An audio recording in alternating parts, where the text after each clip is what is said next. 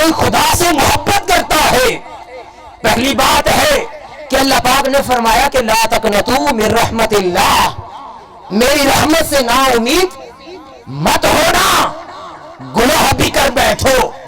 تو اس کی بارگاہ میں آ جاؤ،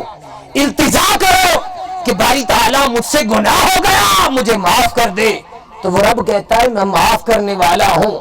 لیکن شرط یہ ہے کہ تم میری بارگاہ میں آؤ تو صحیح، اگر آؤ گے میری بارگاہ میں زارو قطار رو گے، آنکھوں سے آنسو بہاؤ گے،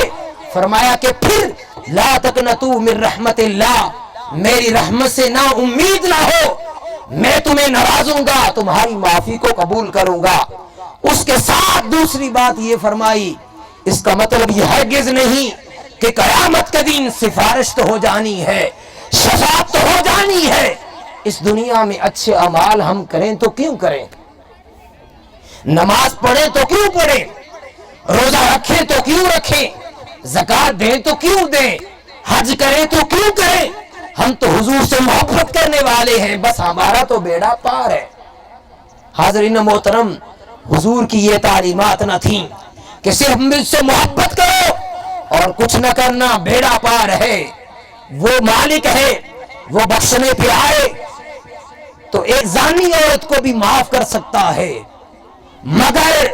اگر وہ پکڑنے پہ آئے تو اس ایک آدمی کو بھی پکڑ سکتا ہے جس نے ایک اپنی بلی کو مار ڈالا، وہ پکڑنے پہ آئے